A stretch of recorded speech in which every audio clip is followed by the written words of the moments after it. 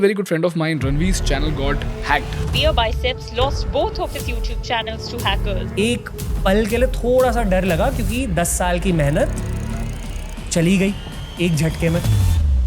And the day that happened, I was extremely scared. It will be much more worse in the days to come. The Aadhar data is not very well protected by the government, because of which there have been multiple reports which say that the Aadhar numbers and Aadhar details have been leaked consistently. Is that true? India lost approximately 11,333 crore rupees to cyber fraud in the first 9 months of this year. Text messages and conversations stolen by China to use apps for encrypted messaging. Lisetin is under arrest after using social media to extort his victims. Sponsored hackers may have tried to obtain sensitive data from their accounts. Now, while these devices make our lives easier, they also put us at the risk of being hacked. Content creators are actually a targeted category. So are you telling me that if somebody wants access to my passwords, they can go on the dark web, pay $5 and get access? Much lesser than that, but yes.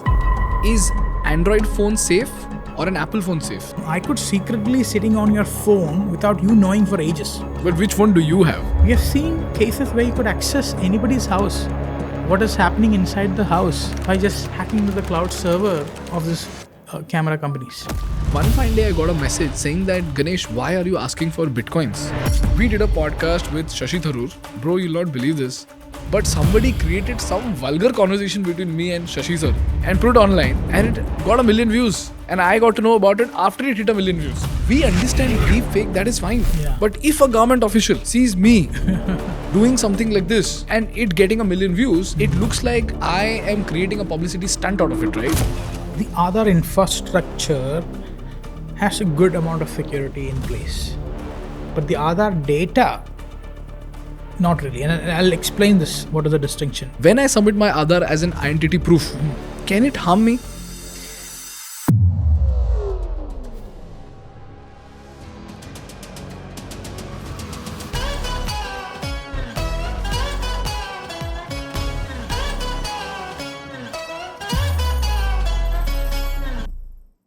Hi Rahul, how are you? Good man, good to be here. And congrats on your new office. Thank you so much. Today I'm here because I am actually scared, because cybersecurity is something that I've taken very lightly since the longest time. And I've always thought it to be a gimmick or a nerdy topic that I shouldn't venture into, until a very good friend of mine, Ranveer's channel got hacked. And the day that happened, I was extremely scared, because Ranveer has worked for 9 years to build that channel up. And when we visited that channel, there was some Bitcoin crypto thing going on in that channel, and there were no videos at all. And Ranveer must have uploaded 2,000 odd videos on both the channels. And that's when something hit me, and I just called up Parsh and I told him to just change all the passwords to make sure that everything is safe. And that's when I realized that I don't know what is the definition of safety, because all I know is that I just need to change the passwords. Yeah. But then something hit me saying that, oh, you know what? All your passwords could be stored in Chrome. And those passwords could be with me, it could be with Parsh, it could be with Teju, it could be with anybody. Yeah. So how do we secure ourselves?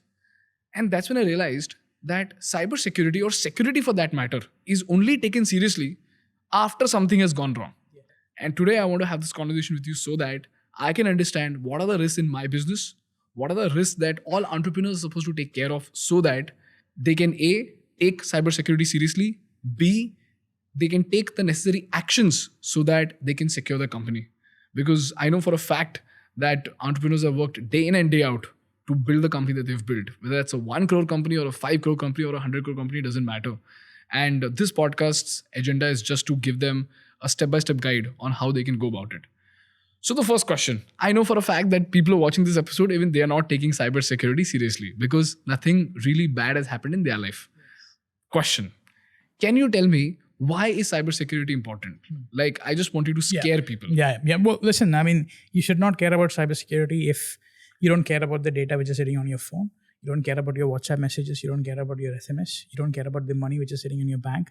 You don't care about the health data, the diagnostics data about you. If you don't care about any of these data about you, you should not care about cybersecurity. But if you're on the other end, you care about your money, you care about your hospital data, you care about your insurance data, you care about every aspect of your life, then you should definitely care about cybersecurity. So money is fine, but nobody cares about data. Because even when I was a kid, back in college, I used to think, what is this site going to do with my data? It's only now that I realize that my data is extremely important. And even if you go and tell my father that he's supposed to secure his data, he will not give a damn about it.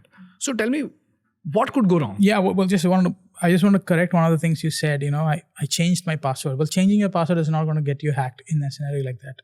In fact, we ourselves had a security incident, and you will say, we're a cybersecurity company. How come you not have a security incident? It's like a doctor can have a virus or a infection or a fever as well. The situation what happened was this happened many years back, right? We as cybersecurity company are one of the constantly targeted because we often disclose the techniques used by bad cyber criminals publicly. How did they hack into something? So the bad guys always hate us.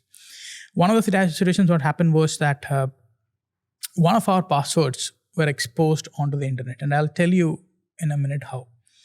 A computer which we gave to the service center, right? And when you have a problem with your laptop, what do? You give it to the service center. When the computer came back to the company, the service center guys actually installed a particular software. And what the software did was it actually exfiltrated some of the passwords of the organization. So a password was leaked online. We have a technology, that's one of the things we do. We have a technology which can monitor the deep web and dark web. That's where these passwords eventually go, where you can buy somebody else's password. It eventually went to this deep and dark web, where we were able to detect that our password was leaked. You can actually buy somebody else's password? Yes, you can buy pretty much anybody's password for maybe $1 to $5. $5? Yes, $1 to $5. So are you telling me that if somebody wants access to my passwords, they can go on the dark web, pay $5 and get access much to my lesser passwords? than that, but yes. Okay. So, and that's what we come into picture. We monitor these spaces to tell whether a password is leaked or not. That's one of the 1% of what we do. But that's not the point, right? We got the password because we knew. We changed the password. But then we still have some of our portal, one of our Jira portal's data got exfiltrated. How? So we did the most important thing, changing the password. That's the thing, is that passwords are not just it. If you look at when you authenticate to a site, there is something called cookies. Cookies are like a file which is stored on your browser, which says that I am now authenticated to Google. That's how you stayed signed in, right? After the username and password is given. The malware not only exfiltrate your password, the malware also exfiltrate the cookie files. And they can use this cookie file, replace it on another computer, and then that computer will have your authenticated session. Got it. So if I were to put this in the context of my YouTube channel particularly, without getting access directly to my email or YouTube, can you tell me what is the indirect way by which somebody can get hold of my password? Yes, there are multiple ways, by the way, right? I mean, this is one way, And by the way, the first thing you said, content creators are actually a targeted category. Why? Because the scamsters can use this site to do a pump and dump. What do you mean by Pump that? and dump is basically you say that, hey, Bitcoin is going up, or Elon Musk just brought 200 Bitcoins, and then they make a short clip. They hijack a video creator, a content creator. They put this clip, and this might not be even a coin which is popularly known, right? So they'll pump it up because by putting these fake videos on a hacked Instagram or a YouTube, people go buy it, and by the time they recover, they make it very difficult to recover the account. So it'll take maybe 24 hours to a day or two.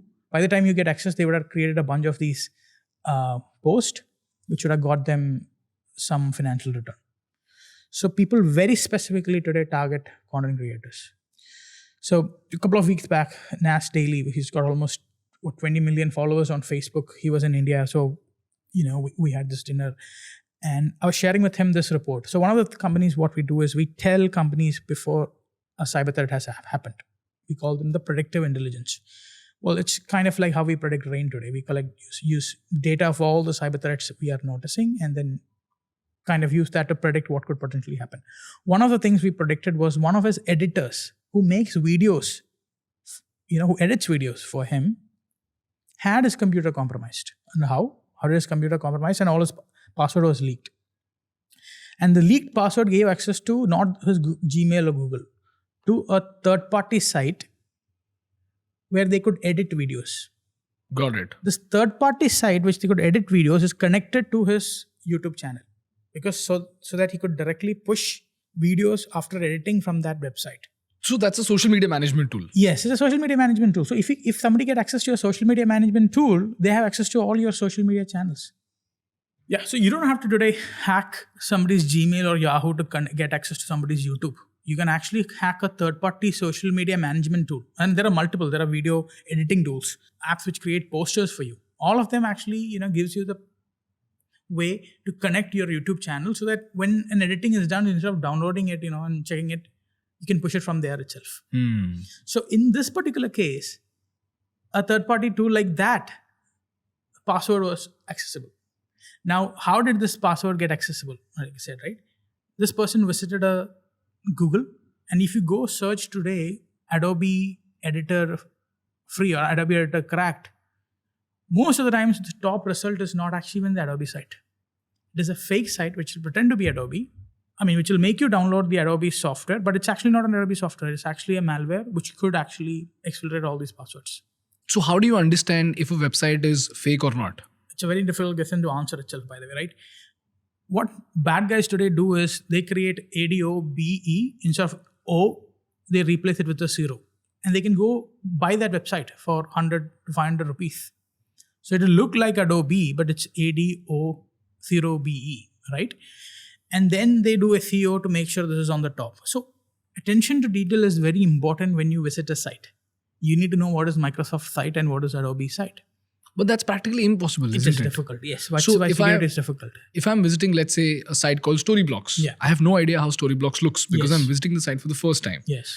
The moment I visit the website, yes, and the website gets access, if it's a fake website, it will get access to all my details and stuff like that. In fact, Storyblocks is a tool that we use in order to add B-rolls. It gives us access to stock footages. And while taking the paid subscription, we have to enter our card details. So if Storyblocks is a fake website, which takes up our card details, they have access to all of our bank details. So fake websites that you haven't visited yet, but you know that you have to visit them to be able to buy that tool. You can't know how the website looks. Which is fine. You can visit, unknown sites as well. But don't download anything from there and install. If they're saying, if you visit a website and saying that website is saying that your computer needs to be updated and rebooted, download this file, don't do that. Because simply visiting a website, what you're visiting them using a browser, a Chrome or a Safari, these softwares have put enormous amount of security. Today, a Chrome pays $500,000 for a security issue in Chrome, which could lead to somebody hijacking your computer. As in what? $500,000? They're called vulnerabilities. Vulnerabilities are actually ways or loopholes which allow somebody to break into something. So good hackers and bad hackers are there, right? The bad hackers, when they find something, they can sell it to the government. The government will pay $1 million. Google might pay them $500,000 for finding this vulnerability. Today, Apple pays almost $800K USD, which is, let's say, close to 7 crores for a vulnerability in Apple systems. But on the other end, the black market, which is highly controlled by governments and other people who have a malicious intent, they pay almost $2 million for a similar vulnerability. So vulnerabilities like that are what could be used to hack when you visit a website. But then these companies fix them also pretty fast. So the update which comes, if you install them pretty fast, by visiting a website, you will not get hacked. Got it. So updating your iPhone, updating your Android is very important. It's very important, right? That's why you keep saying. But that is only for fixing the ones the companies knew about. Then there's a category called 0 day. Category 0 day. It's called 0 day because nobody else knew about it as of that day. What do you mean by that? What is 0 day? A vulnerability, if it's there, I could report it to a company, right? And now 2 people know about it. What if only the hacker knows about this and the public doesn't know about the vulnerability? Right? That means nobody has a patch for that. Correct. So this is what, the governments and especially the Israeli company NSO, they build tools, hacking tools on top of this vulnerability. So that means if I want to get access to your iPhone, get the Pegasus license for maybe 8 to 10 million. So you can get access to my iPhone? Yes. How do you do that? Well, there are several commercial, industrial hacking tools. And normally they don't sell it to everybody. They normally sell it to a government or a regulatory body.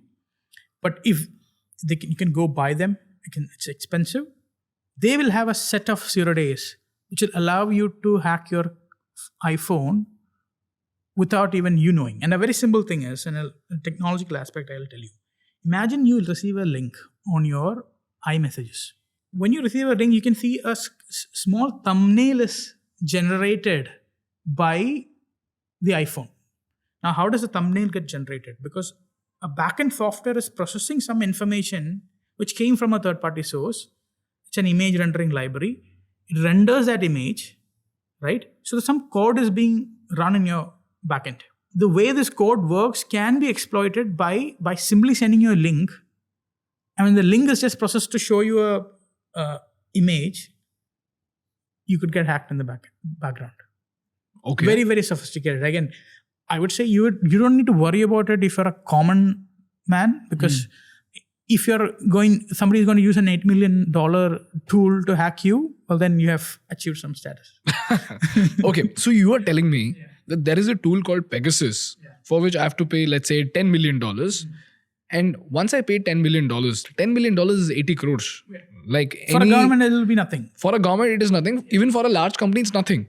So they pay 80 crore rupees to get hold of such loopholes in your iPhone that nobody has discovered, which is called 0 day. And using those loopholes, anybody can hack into my iPhone or your iPhone. Yes. And that is, we have a saying in cybersecurity space, you're either hacked or you don't know you're hacked. So if you are hacked, there's no way you would know, because again, there are two kinds of hackers, right? One is the hacktivist. They're protesting about something. They're protesting about Israel. They're protesting about Palestine. They're for a cause. They just want the world to know their cause. So they'll hack you and they'll tell the world that they hacked you. It's a protest. The second kind is what we call cyber criminals. Cyber criminals, when they hack into your computer or your phone, their job is to make some money out of it. They hack and then they go to your competitors or to a dark web, which is like the e-commerce of black market, where they can sell your information. So a competitor could buy that. Got it. The third is the government sponsored. Their job is not to make money. Their job is not to get fame. Their job is to silently eavesdrop on you for their benefits, whatever category that falls under. Got it. That is the three layers in cyber, kind of hackers in cybersecurity. So how do you protect yourself then? Well, it's a very difficult question, and there's no easy way of protecting yourself. I mean, I'll tell you the most incidents we have seen is mobile apps. Mobile apps. The mobile apps you install has access to your images, your SMS, your voice, right? Whatever permissions you're given access to that mobile app, the app has it now. Now, in many scenarios, what we've seen is people unknowingly installing. Very recent report we launched is there was an app called Launch Pass. So when you visit an airport, the security or the launch staff was telling them there is an app from us called Launch Pass. Download it and install it.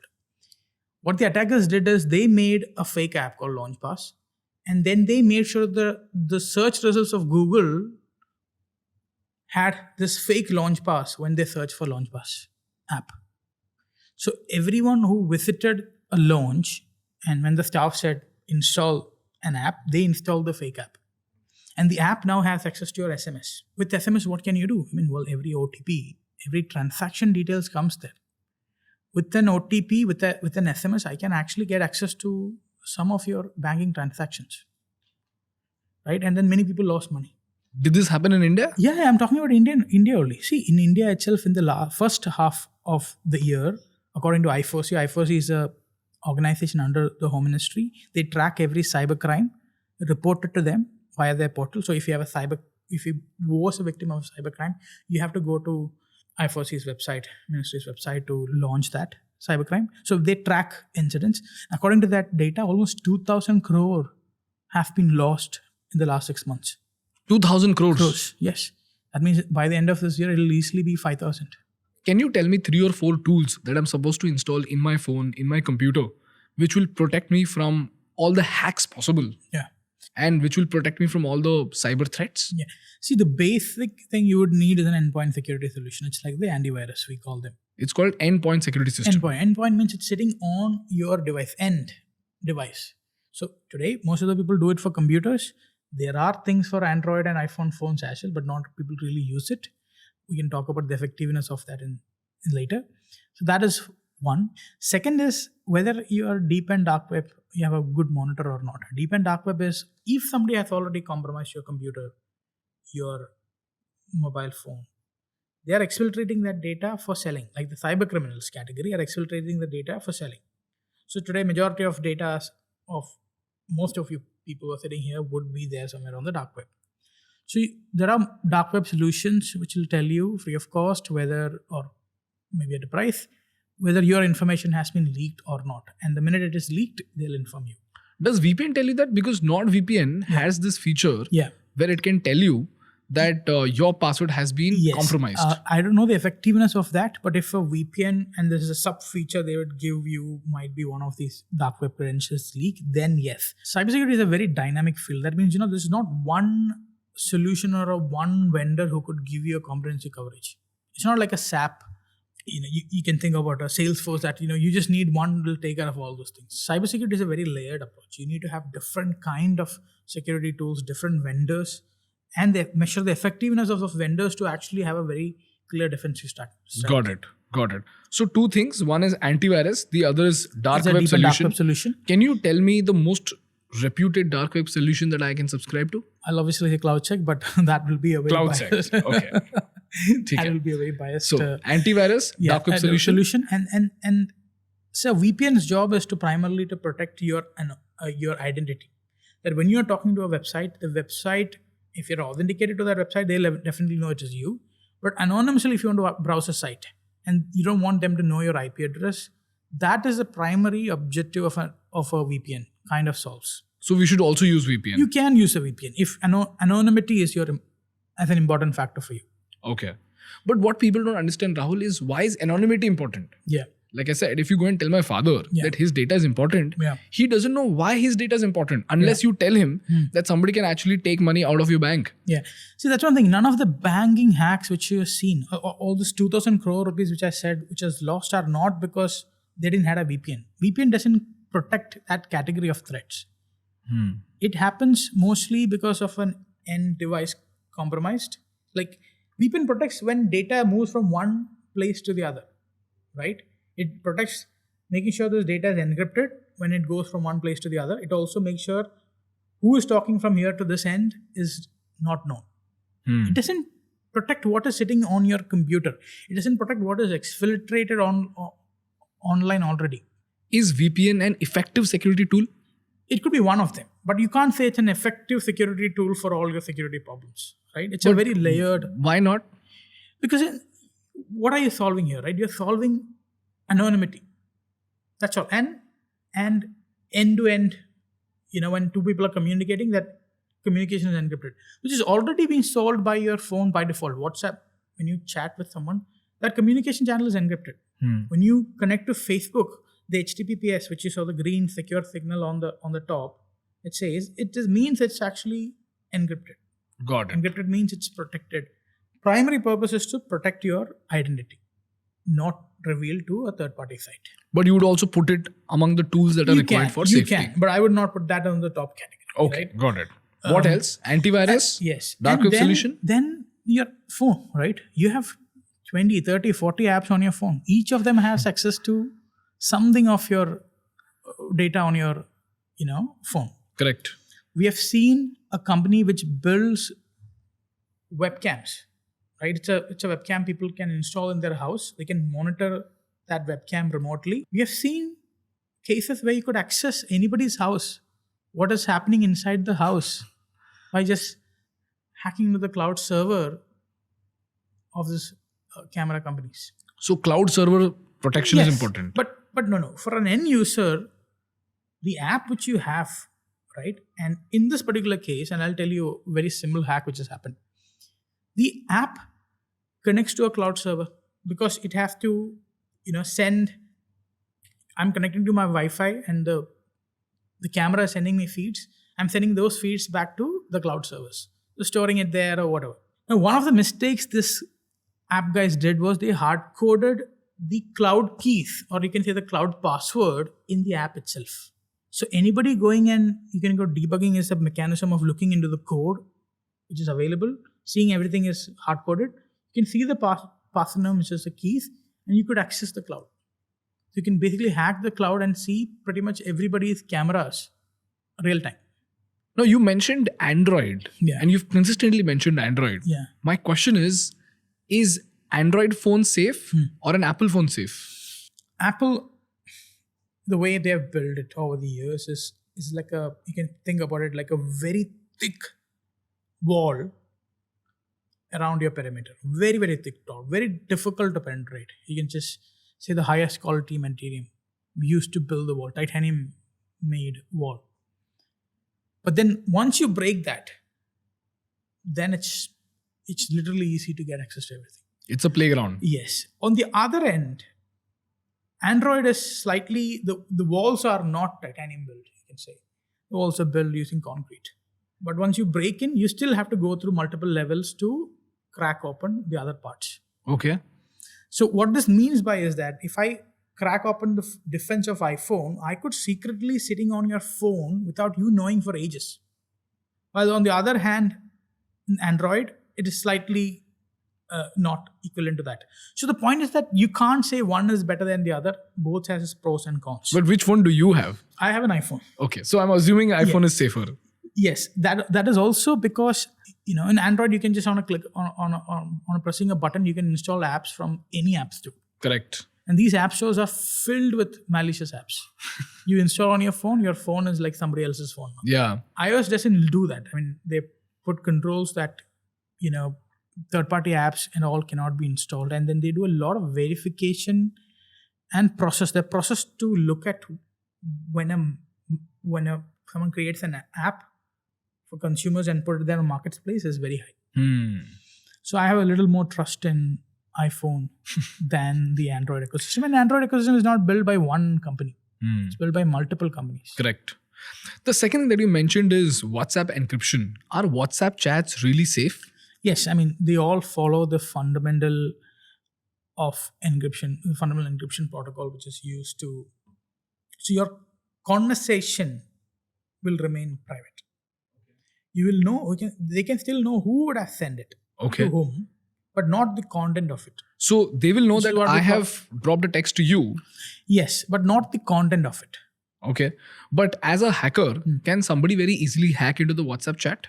Many of the WhatsApp hack happens, and I'll tell you a very simple hack which hackers used to do. They used to say that, hey, call this number, okay, or send an SMS to this number. Mostly call this number, and can calling a number get your phone hacked? Okay, so there was this technique which was available some time back. What it did was, they made you call a number. You know what this number is? This is your Airtel, which is service provider you are, Airtel or Jio or whatever. Those service provider has a number which is called a service number, which will allow you to do call forwarding. Okay. If you send +933 and then you put the number you want to call forward to, or you send an SMS in that particular format, like this is your service key number and the number you wanted to forward that SMS to, your calls will automatically be forwarded to that number. Okay. So they can trick you into saying that, hey, just send this SMS to this number. But what you just send is forwarding your calls to a different number. Now, how is forwarding your calls to a number when you're busy, when you hack you? Now what they did is, I mean, this part is clear, right? The first part. They just make you forward your number using their service delivery. Just a second. SMS. I'll just clarify this. And in case if I'm wrong, you can just correct me. what they basically do is they make you send an SMS which basically says, Yeah. if I'm getting a call, Yes. just direct it to this particular number. Yes. And you don't even know the repercussions of this. Hmm. Repercussion starts here. Okay. On WhatsApp, they allow you to reset your password on a call. So Okay. I can go to WhatsApp and say I'm logging into a new device. Now WhatsApp will try to call you, and what I'll do is I'll engage you on an actual phone conversation. I'll say, hey Ganesh, how are you doing, man? And I'm initiating this WhatsApp reset. WhatsApp will call your number. WhatsApp knows it's busy. Airtel knows you're busy. It's called forwarded. The call forwarded number is the attacker's phone number. Oh God. And hundreds of people lost their WhatsApp access. So now immediately, of course, the call came to the attacker now, right? Because you're busy on the actual call. The call is forwarded to the attacker's phone number. You're on the call and you get the OTP. Now you signed into the new phone. Your WhatsApp is with them. And then you will immediately cut off. What they'll do is they'll put a OTP mechanism also, which WhatsApp has enabled. They'll enable that. So they'll cut you off from your WhatsApp completely. Oh, damn. And this is not it. Now this way, they have hijacked hundreds of WhatsApp accounts, which these malicious guys will use to do more scams. In fact, using WhatsApp, a lot of people also send passwords. Yeah. So that is, by the way, end to end, right? That's protected. No, but once you get hold of my WhatsApp chat, then you can search for the word password. Technically, they could only get access to new chats, not like your old chat. So that chat is sitting in your phone. Oh, okay. It's not sitting in WhatsApp service. Okay. What is this, man? You're just telling me that everything is going wrong. So, the antivirus, dark web solution, VPN. Now, how do you protect this? How do you protect the whole WhatsApp thing? How do you protect your WhatsApp? The WhatsApp thing is actually... Okay, so the third thing is actually the apps. Okay. The third thing is protecting your apps. End solution. Yeah, while you protected your desktop, you need to protect your mobile apps as well, right? And BeVigil is one of our free tools, by the way, which will tell you if the security of a mobile app is good or not. BeVigil. BeVigil.com. So what I'm supposed to do is enter You can go to BeVigil.com and search the name of any company or app. It will tell you the security score, how good or how much security is put behind this app when they build it. On a scale of 1 to 10. 1 to 10. Okay. So beyond which level am I supposed to say, yes, I can download this app, and below which level can I not download the app? Below 5, you should not. Below 5, I should not. You should not. Above 5, I should. You can, yeah. So the summary of a conversation, and you tell me if there are more tools that are required. You need an antivirus. You need a dark web solution. And that's where Cloudsek comes in. Then you need a VPN, which is not so important, but a good to have thing. Then you need to process all your apps through BeVigil so that you understand whether the apps that you're downloading are safe or not. Why is that important? It is important, even though the app may not look very critical, it is important to check if the app has enough security or not, because the app has access to your photos, the app has access to your messages, and through those messages and through those photos, critical information can be leaked. For example, people click a picture of their card and they send it to their loved one saying that, if your card doesn't work, you take my card number. Yeah. So if people process the app through this tool, they will know that they're safe. Yeah. So for a person, this is now pretty much clear to me. And this must be done both for the desktop and for mobile. Yes. Okay, great. Okay, Rahul. So now I've clearly understood what exactly is a person supposed to do to protect their information so that they don't end up in trouble. Now let's do the same thing for business. For business, are these precautions enough or do we have to do more? Yeah. So in business, there's a lot more, right? The exposure for individuals are much limited. So take for examples, we work with both, many of the airports are our customers. Many of the airlines are our customers. So let me start with the airlines. Today, if a pilot and an air hostess have to be picked up from their hotel and dropped to the airport, they all use a cab management portal. The portal knows whom should I pick, which pilot should I pick from which hotel and drop it to this particular port. Okay. The portal also sends the phone number of the drivers to whoever is coming to pick them an hour before the pickup. Correct. We have found scenarios where we could hijack these portals And this portal will allow us to manipulate the drop and pick up of anybody. That means I can pick up a driver and drop him in the market, right? What? Or I could pick up a pilot and drop him in terminal 2 instead of terminal 1, because that's the instructions which is going to the humans. And you could delay flights because of this. And imagine a flight getting delayed for an hour because a hacker got access to this inventory and created chaos throughout the country. That is insane, man. Now, I'm just imagining the repercussion of this. If you drop one pilot to a different location, that's okay. But if you drop all pilots to the wrong location, you can disrupt an entire airport. Yes, you can disrupt the airport as well as the airlines. They will come into that supply chain of everything is connected together. On the other end, you get airports.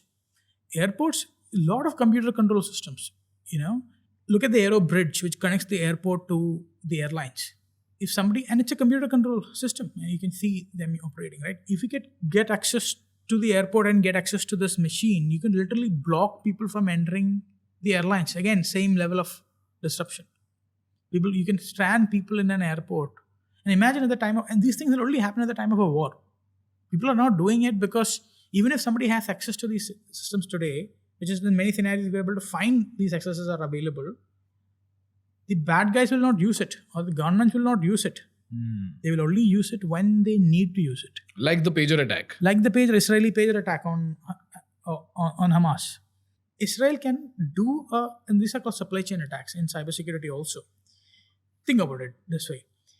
You have a set of batteries which needs to be shipped from one station to the other. The consignment is given to a shipping company.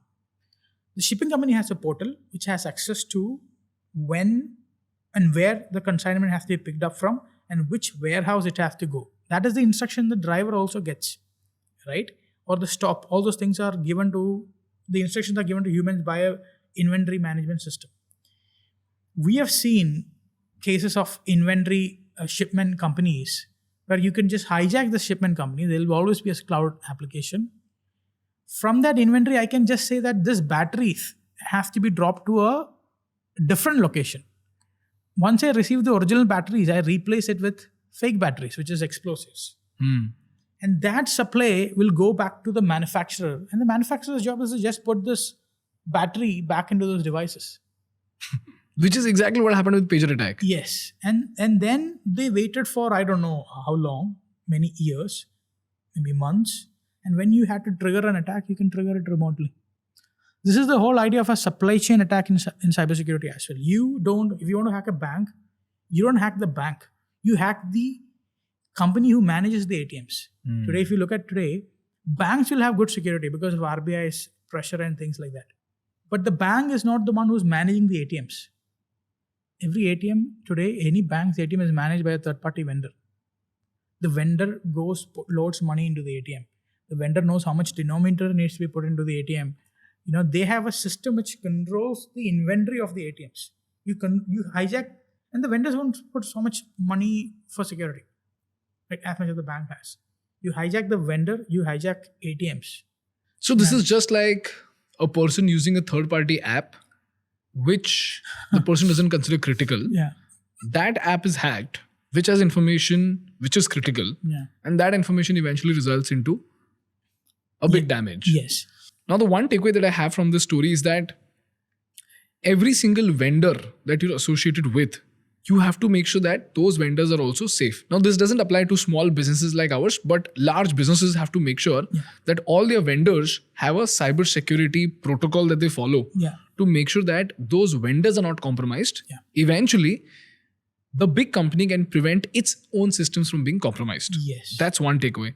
Now, how do you do that? Like, do you just get hold of your own cybersecurity company and get them to protect all your vendors? Yeah. So this is one of the things we do, our product S-Vigil, supply chain monitoring solution. S-Vigil. S-Vigil is called. It first loads an inventory of all your vendors. And then it's continuously monitoring them for security issues and reporting it back to our customer. Got it. Right? And then the customer will report security issues back to these vendors by fixing things. And I can tell you our work in the last 10 years, and not just our work, right? Whatever we are reporting, hundreds of thousands of security professionals are acting and working on it, getting it fixed. I'll give you a very simple example. The ATM thing I spoke about, right? Our working with ATM vendors, manufacturers to vendors, helped prevent thousands of people, not us, and the security people, which is the customers, security engineers, security researchers. Our combined work has protected and saved millions in dollars from losing from people's ATMs. We have seen hospitals. If you look at today, your insurance data can be hacked by hacking into hospitals. How? The hospitals have access to the claims portal of insurers, right? It's an application. And what we have seen is thousands of hospitals having no security, which is leading to people getting access to insurance claims portal, because using the username and password of the hospital employee, they can log into the insurance portal and then they can exfiltrate all the data. Now, what is this data? It has every diagnostic information about you. It has every information about every health issues you had. Allergies. Every allergies you have, right? It's like your blueprint of you. And now, incident-based regulatory catch it. When something bad happens, only when regulations comes in. Look at 9/11, right? 9/11 happened and then the entire aerospace industry kind of went through a regulation. When people lost money, regulators came in and put controls. And the controls will only get tighter. That is why it's called a ratchet. It gets getting control. People haven't lost life yet. Maybe in some cases, yes. We are waiting for that catastrophic to work because a simple pathogen and someone has collected all your medical information and kept it. We could create pathogens very specifically for your body. Like COVID. Yeah, and it can be very, very specific to you. Yeah. That means even if you are in a crowd, not everybody is affected because it's tied up to you as an individual is what the next set of attack is. So we're now waiting for that to happen because if you look at the hospitals are the ones who make the most money, which is the most profit-making industry. Hospitals, they are not public listed because they are making tons of profits. And most of them are owned by a PE firm, private equity firm. But they are the least spending in terms of cybersecurity today. And we're just waiting for a disaster to happen. In fact, I still remember I watched a talk by Bill Gates, and that's where he mentioned that the next war is not going to happen because of soldiers, tanks, and missiles. It is going to happen because of the things that you can't see, which are viruses, and number 2, computer viruses. And those will change the game altogether. But this is literally telling me that there is no solution. So you tell me, okay, when it comes to my vendors, I can get you mentioned supply chain solutions, right? Yeah. I can make sure that I have a supply chain security solution. Yeah. That's okay. So how do I protect myself? One is supply chain security solution so that all my vendors Second are safe. Second is your endpoint. Endpoint can be your computers, your mobile phones, your ICS, internal control system, which is like the Aero bridge, which I spent. But endpoint security solution is also not foolproof? Yes, absolutely. It is breakable. Yes, it is. Got it. See, the problem why it's breakable is, okay, why do you get a fever even when you have vaccinated, for multiple things? That is because the fundamental nature of a virus is to replicate, is to propagate. For their survival, they need to become a different variant. Similar is in our space. There are good hackers and bad hackers. The livelihood of bad hackers is dependent on them finding or breaking things. The livelihood of good hackers is finding and defending things. So it is a cycle. Got it. So there will never be like a end to it. Is there a government regulation which mandates hospitals to have top grade cybersecurity? No, that's the thing, right? Take 7,000 hospitals. Okay, leave 7,000 hospitals. Take AIMS. I think AIMS got hacked very recently, right? Right. Take 500 hospitals. Check how many of them has a CISO today. How many of them? Has a CISO, Chief Information Security Officer. In fact, if I were to, I'm thinking like a bad guy. If I were to systematically think about how do I make sure that I cause harm to the most important people to a country, all I have to do is get hold of 20 good hospitals. Get hold of the data of the most valuable people who go to the hospital. For example, here we have Kokilaben Hospital, where the richest people in Mumbai go. I just have to hack the system, get hold of the data, and I understand everybody's allergies. And allergies are such a simple way to harm a person. Like peanut allergies, I've seen people struggle with peanut allergies. All you have to do is release a pathogen, like you said. And to my mind, also something so simple can harm a person, which is allergy. I could cause chaos. So, A, I can cause chaos to the most valuable people in the country. B, by disrupting the pickup and drop of the pilot, I can disrupt the airport. Like two things that can just drive the entire city of Mumbai crazy. And it will be much more worse in the coming days to come. Much more worse, you're saying? Yeah, look at it, right? Your house is sitting on a smart bulb. Your refrigerator has Wi-Fi access. People are today hacking into somebody's light bulb to move laterally into your fridge. So do you suggest to not use Internet of Things devices like a smart bulb? See, that is the thing, right? I mean, this is an evolution, right? In evolution, we adopt new things. Adopting, it's like saying, should I use a calculator? Should I still, or should I not use a computer? Or should I use... In the process of evolution, we have to adopt to new things. Not doing it is a wrong thing. But things have to change also in that background. You know why I'm scared? Because I recently got hold of a Cubo camera for my house. Yeah. I recently got fascinated by Internet of Things, Yeah. which is why most of the things that are there in my house Yeah. are internet controlled. Yeah. And I was fascinated by it. And now I'm scared by it, So- which is driving me even more crazy. So listen, I mean, I have this theory that you should not be afraid of things you don't understand. You should learn to understand those. You should not be afraid of things you don't understand. People are by fundamental nature afraid of things they don't understand. True. But that should not be the case. You should try to understand those things. But for that, for something like cybersecurity, like today I have the privilege of having a conversation with you, which is why I'm able to understand all these things. But without having a conversation with you, if I have to understand all these threats, I literally have to drop everything that I'm doing to be able to understand these things. Yeah, on a high level, a lot of these things can be high level as well, right? You don't need to go Deeper into it. deeper into everything. This is good enough. Knowing this is good enough. Knowing that these things could happen and that I need to be cautious is good enough. So Got next it. time your camera is asking you to give you more permission than you have already given it, like upload the logs to the cloud, you shouldn't. Makes sense. Store it locally. So tell me something, are there cybersecurity consulting companies that I can talk to who can analyze all the risks possible in my business and also for my personal life and then give me tools and systems to protect me and my company? Absolutely.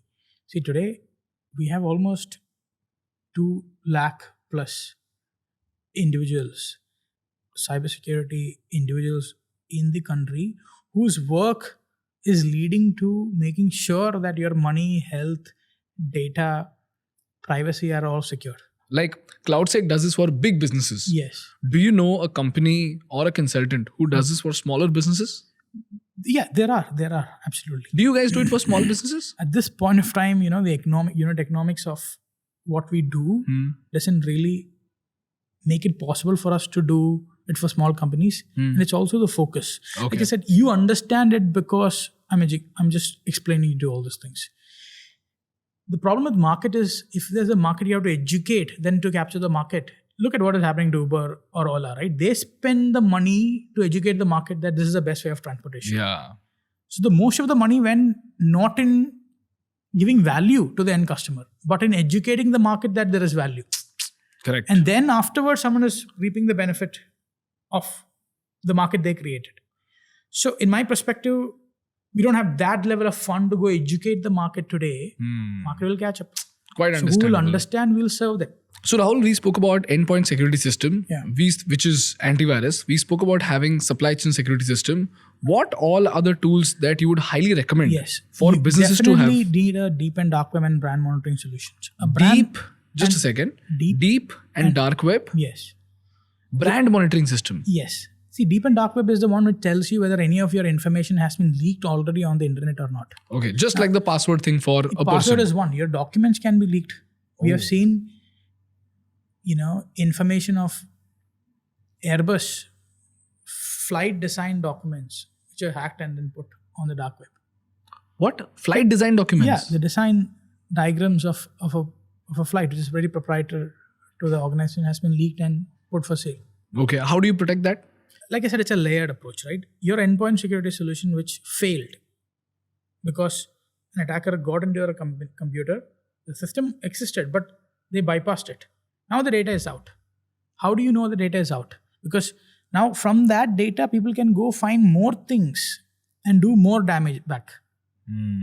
Right? So, like I said, it's a layered. So this failed. So this, you need a second thing, whether the data is exposed or not, is why the deep and dark web solutions like ours come into picture. Then, so you provide the deep and dark web solution? Yes. We also provide something called brand monitor. Brand monitor. Okay. So what it does is, today, if you take the largest banks or the largest insurance companies or any for that matter, people create fake pages in their name.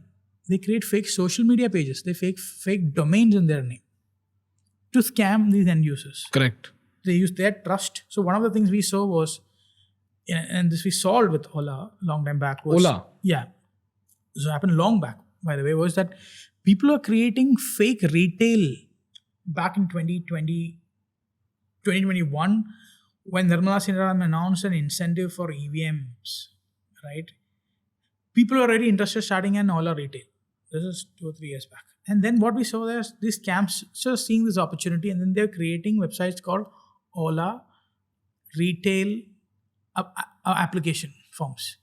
So whenever someone searched for Ola retail application, they all went to the fake Ola retail application forms. So genuine retailers signed up for their information. So these guys pretended to call them back saying, hey, we are from Ola. We know that you have sent an application. And they were scamming these people 75,000 to 5 lakh rupees. Oh my for God. A retail, for a retail license. Retail license? Yeah, like what was this get about? The showroom license. Get the showroom license. Yeah. This was before we came in, and then we were able to identify there are hundreds of such scam websites opened by these scamsters. Got it. So we continuously monitor these scam websites and then take them down. So brand monitoring solution is a solution whereby your cybersecurity company helps you make sure that nobody else is running a fake business in your name. Now, this could be, in fact, when it comes to creators also, recently, in fact, I think it's still going on, a lot of these scammers started replying to our comments from an ID which had a tick. Yeah. And had the name The thinkschool. Instead of thinkschool, they had The thinkschool. And on Instagram, we are The thinkschool. Yeah. But then they dropped a message on YouTube. And one fine day, I got a message saying that, Ganesh, why are you asking for bitcoins? Yeah. And we got several screenshots. And I told him that, bro, why would I ask for bitcoins? Yeah. And why would I ask you to make any payment? Or why would I ask you to invest in a particular coin? Yeah. And then he sent me a screenshot where there was a reply to his comment from another ID which said The thinkschool along with a link to the Telegram group from where the interaction continued. And a lot of my subscribers unfortunately also fell for it. They paid money for it and they lost money. But the point is the name came on me. Now, if I were to extrapolate this, I am a creator. A lot of people know that I wouldn't do this. But when it comes to a large company like Ola, especially when they're starting a new initiative, it is obvious that they will ask for some money, they'll ask for some deposit for the process to continue. Now, if the entire process is carried out by another fake company, no one would ever know. Yeah. So, brand monitoring solution ensures that people do not conduct fake business in your name. Yes. And fool your customers. And I'm surprised, if it is happening with you, imagine the scale it is happening to large companies. Yeah. It's insane.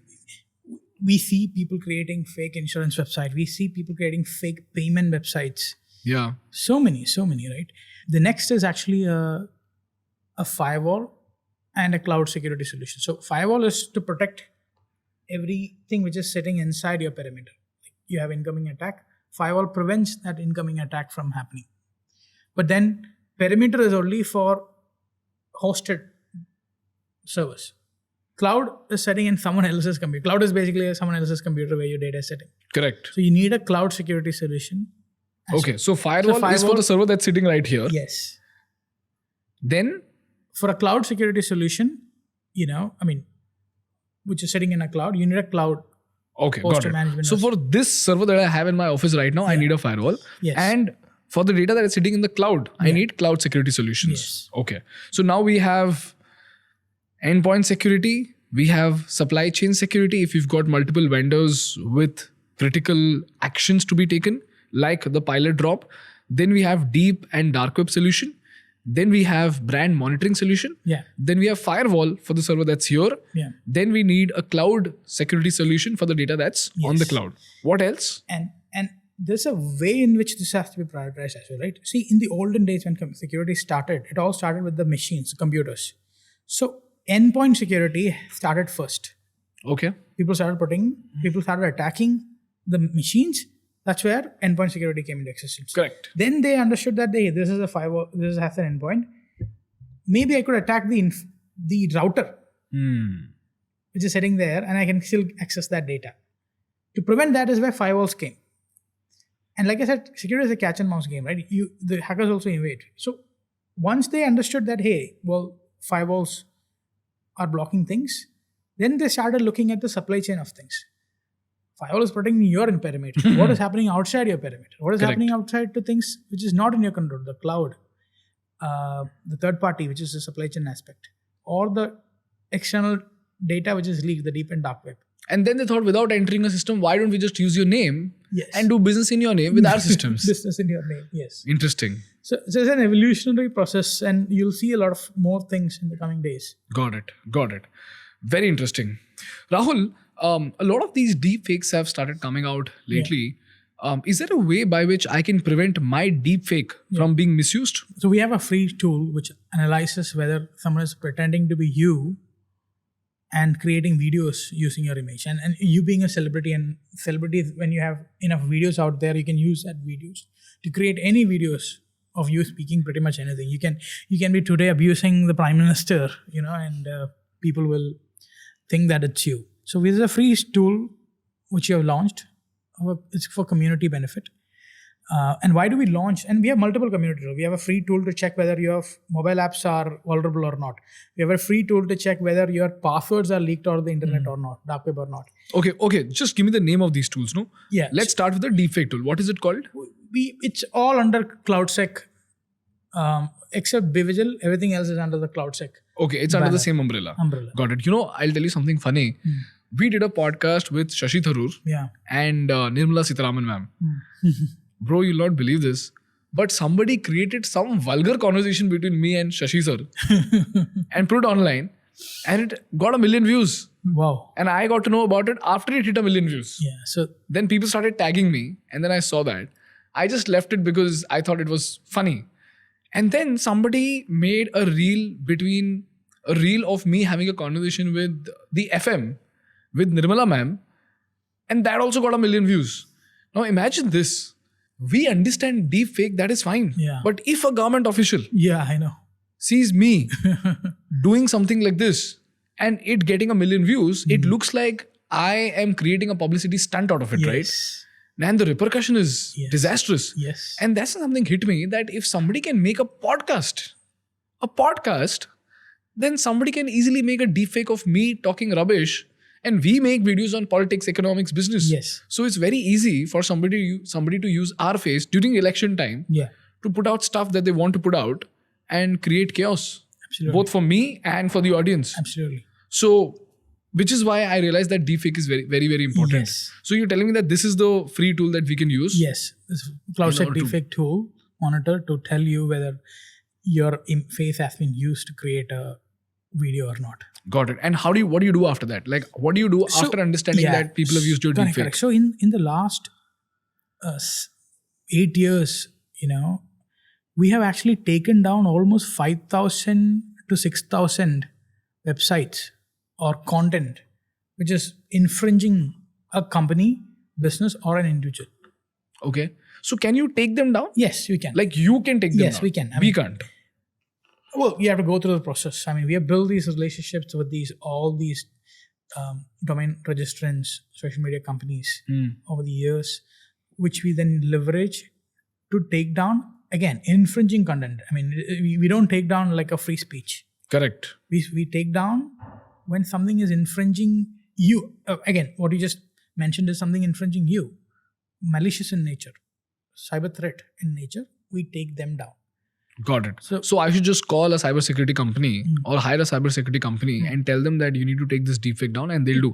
And you do this for large companies. Correct. It will be very difficult for small companies to do this because there's a lot of nuances involved in it. Okay. There is also a mechanism for everybody to report similar things via the report feature, etc., which just takes slightly slower time. After the video hits 1 million views. Yes, after the video views. But yeah, we could take them down a little faster than that. This is crazy. Okay, so firewall, cloud security solution, deepfake monitor, and BeVisual is anyways there for all the apps that are being installed in the business. You've said this, and I've heard this multiple times before this conversation, that if you have a smart bulb in your house, somebody can use that smart bulb to hack into your phone. And in your phone or your fridge or whatever is connected on that network. So how does that work? Because if the bulb is connected to the Wi-Fi and my phone is also connected to my Wi-Fi, can the bulb... So now you're on the same network, technically. Okay. Right? You're on an internal network. So anyone who get access to the internal network, it can first hack the fridge. So now you have a piece of your code. No, let's start step by step. How does a hacker go about it? Let's start with step number 1. Yeah. One of the things we have seen is many of these light bulbs also connect to a central system, which is why they used to send updates, software updates to these devices. We have seen instances where you could hijack the central system itself in the first place. And that way from there, you can push a malicious update to all the light bulbs.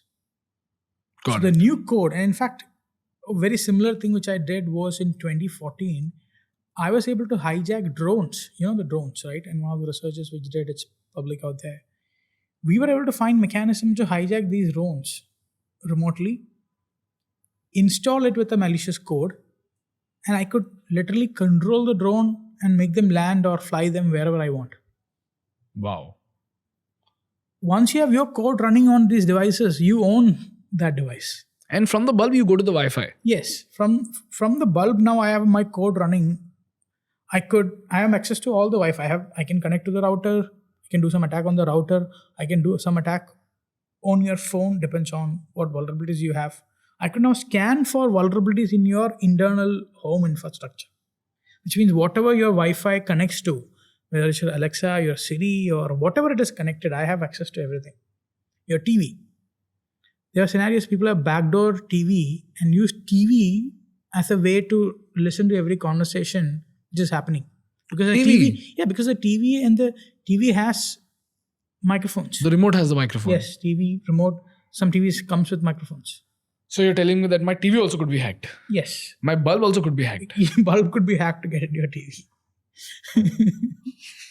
And the funny this thing is funny and scary at the same time. Yeah, that's the thing, right? And technology for this exists today. Like I said, right? If you are important enough for somebody, they'll be already doing it. If you're doing it, you will not know is the problem. True. Easily. Normal human beings will not know. Corporates are putting security, obviously, so they will know. The one thing that I was deeply curious about, and this has got nothing to do with a call to action, but I'm just curious about this. They say that the Aadhar data is not very well protected by the government, because of which there have been multiple reports which say that the Aadhar numbers and Aadhar details have been leaked consistently. Yeah. Is that true? There's a misconception in that particular thing. And I'll tell you this. The Aadhar infrastructure has a good amount of security in place. But the Aadhar data, not really. And I'll explain this. What is the distinction? You have your Aadhar card and the Aadhar data with you. You go to every the hotel which I stayed today, I have given my Aadhar card as my ID proof. They have put that in their database. Correct. You go to a government office, you give your Aadhar card and they put it somewhere. That data which you see getting leaked did not originate or leak from the Aadhar server. People have started giving their Aadhar card everywhere. Like, this is a supply chain when I speak. These are all your day-to-day places where you're given this data. And now the hotel gets hacked. Everything about me, which is my Aadhar name, full name, phone number, is now leaked. But they don't need to hack only. They can just ask me. I'll only send them my Aadhar. Correct. So you can today say that millions of users, Aadhar information is leaked onto the internet, not because of the Aadhar UIDS problem. Okay, so let me ask you a better question. Yeah. If I go to a hotel and the hotel asks me for the Aadhar, I will give it to them. And if they're asking for it and everybody is giving it to the hotel, which clearly means that Aadhar by itself is not very harmful. I mean, sharing the data of Aadhar is not very harmful. Yes. So if I share my Aadhar details And it with is anyone, whether that's my broker who's registering my rental agreement, Yes. or when the driver shares the Aadhar with me for his identity proof, when I submit my Aadhar as an identity proof, can it harm me? See, it's like, can somebody use something for good or bad? Everything can be used for good or bad, right? In this particular case, what we are seeing, submitting is the fundamental way of things. Yeah. Today, the hotels don't have a good security in place, or the government websites does not have security in place, is a reason that data is now with somebody else, not to the person whom you're given it. What can you do with that? What has been happening? What we have seen is numerous cases where people are using this Aadhar to buy SIM cards in the name of you. Got it. And then these SIM cards are what is used to do further scams. So how do I protect it? Yeah. So I personally don't think asking people and educating people is going to help so much. True. And we've been trying to do it for 18 years. It hasn't worked. So telling people not to do anything doesn't make any sense. So what can you do? Which is the whole point. You can go educate the regulators. So that the regulators can put pressure on each industry to make sure the data which you're given is put in a safe and adequate way. So should I share my Aadhar with my broker via WhatsApp or not? You can. I mean, that's what I'm saying. You can, because it's like saying you should not do business because there is a possibility of getting scammed. You should continue doing business. But how do we improve the process of doing that business is what we need to fix. But if I give my Aadhar to my broker, can my broker just simply use my Aadhar to buy a SIM card? That's what we have seen in situations in certain cities of the country where, technically you need to go to a store, give the photo and etc. Correct. Right? But then we have seen many providers, these are people who are running the shops, misusing the data to create fake documents to get fake SIM cards. So they were using, we have tracked multiple phone service stations who faked people's data to buy SIM cards in bulk and selling it to Chinese scammers. Really? Yeah. Oh God. So that's so I should not. See, that's the point. What do I do then? That's why I don't think it makes sense to go educate the 100 million people. Yeah. It is not working. What you can do is to educate the top and say we need more regulations, better controls from the top, so that you're not educating 100 million people. It's not going to work. It's not very practical. It never worked.